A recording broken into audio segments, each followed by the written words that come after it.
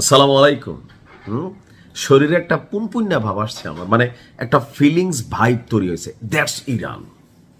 ইরানের কাছে আজকে যে প্রস্তাব আসছে, এই প্রস্তাব আমি হাদিস সম্পর্কে এত বেশি ভালো জানি না, তবে শুনতাম শাম দেশ থেকে একটা টিম বের হবে যারা ফতেহ নিয়ে আসবে এবং ইমাম মাহাদির উত্তরসূরি হিসাবে তারা কাজ করবে। সম্ভবত সেই দিন চলে আসছে। ভাবা যায় আমেরিকার মতন দেশের কাছে নিরাপত্তা না চাইয়া ইরানের কাছে নিরাপত্তা চাচ্ছে, তাও কারা? ইউরোপ এবং আমেরিকার যে বিশাল সাম্রাজ্য অন্তর্ভুক্ত দেশগুলো, দক্ষিণ আমেরিকা থেকে শুরু করে বিশেষ অনেকগুলো রাষ্ট্র আছে, তারা ইরানের কাছে নিরাপত্তা চাচ্ছে। ভাই হামে সামা কাট দাও, অর্থাৎ মাফ করে দেন। কারণ ইরান, গতকালকে একটা নিউজ দিয়েছিলাম, পুরো মধ্যপ্রাচ্য না, পুরো ইউরোপ আমেরিকার রাষ্ট্রগুলোরে বটানোর জন্য হরমুজ প্রণালীতে যেই খেলাটা শুরু করছে, এক এক জাহাজ থেকে $20 লক্ষ নিচ্ছে, যদি না দেয় ফুডা কইরা দেয়। এই যখন পরিস্থিতি, আমেরিকার মানে ফাঁকা বুলিতে কোনো কাজ হচ্ছে না। আমেরিকা ইরানের উপর নিষেধাজ্ঞা অনেকটা শিথিল করার চেষ্টা করতেছে, কিন্তু এগুলোতে কাজ, ইরান বলতেছে না, ঝুঁকেন জ্ঞানে খেলা হবে। তো এখন এই অবস্থায় বিশ্ব জ্বালানি করিডোর, শুধু জ্বালানি করিডোর না, বিশ্ব জ্বালানি করিডোর হরমুজ প্রণালী যখন ইরান বন্ধ করে দিয়েছে, এতে টালমাটাল হয়ে গেছে তেল এবং প্রাকৃতিক গ্যাসের বাজার। পরিস্থিতি নিয়ন্ত্রণে বিভিন্ন মিত্র দেশের কাছে যুদ্ধ জাহাজ চেয়েছিল মার্কিন প্রেসিডেন্ট ডোনাল্ড ট্রাম্প, যেন হরমুজ প্রণালীতে ইরানের যেই ব্লকিং নেটওয়ার্ক সিস্টেম অথবা সামরিক সক্ষমতা বা নৌ সক্ষমতা, যেটাই ধরি, সেটাকে যেন গোটানো যায় বা বড়ানো যায়। কিন্তু তার ডাকে তার কোনো মিত্ররা সাড়া দেয়নি, কারণ সবাই জানে এই যুদ্ধটা একটা অহেতুক।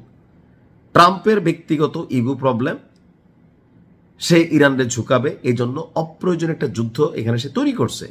এখন কোনো দেশ যখন তার ডাকে সাড়া দিল না, পরে নিরাপত্তা দেওয়ার আশ্বাস দিয়ে ওই সমুদ্র পথ দিয়ে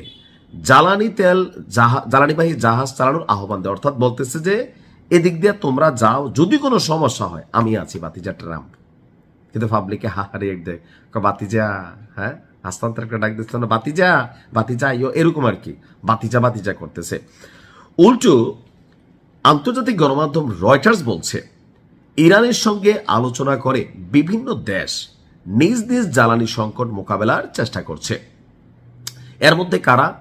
সবচেয়ে বড় একটা রাষ্ট্র, যেখানে আমি 17 বছর ছিলাম, রাষ্ট্রটির নাম হচ্ছে দক্ষিণ কোরিয়া। আমেরিকার খুবই একটা মিত্র দেশ, খুবই।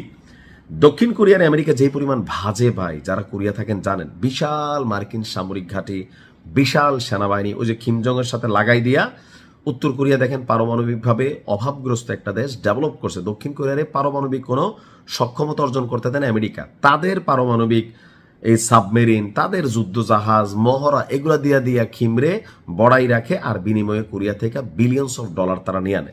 তো দক্ষিণ কোরিয়া কিন্তু এটা বুঝতে পারে।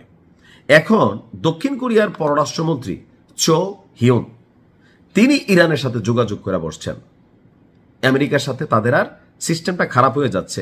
এর মধ্যে একটা বিষয় আছে, দক্ষিণ কোরিয়া থেকে 8টা আকাশ প্রতিরক্ষা সিস্টেম সরাই নিয়ে এটা দিয়ে দিছে ইসরায়েলরে। এটা নিয়ে কোরিয়ার জনগণ ব্যাপক নাখোশ।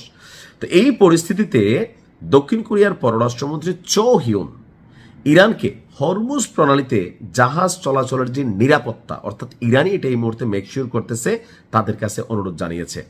তো এই মুহূর্তে ইরান দক্ষিণ কোরিয়ার এই ডাকে তারা আবার সাড়া দিছে। ঠিক আছে ভাই, আপনাদের সাথে তো আমার কোনো ভেজাল নাই, তারপরে নেন, তেল নেন, তবে আমেরিকারে লইয়া আসলে কিন্তু তেল দেবো না, এই জাহাজ এখান থেকে সরাইতে দিব না। শুধুমাত্র দক্ষিণ কোরিয়া না, নাম প্রকাশে অনিচ্ছুক আরো কয়েকটি রাষ্ট্র এই একই কাজ করছে। সেই দিন বেশি দূরে নাই, অনেক কারণে আমেরিকাকে মানুষ ছেড়ে দিবে, ইরানের কাছে যাবে, রাশিয়ার কাছে যাবে, উত্তর কোরিয়ার কাছে যাবে, চীনের কাছে যাবে। ভালো থাকুন, আসসালামু আলাইকুম।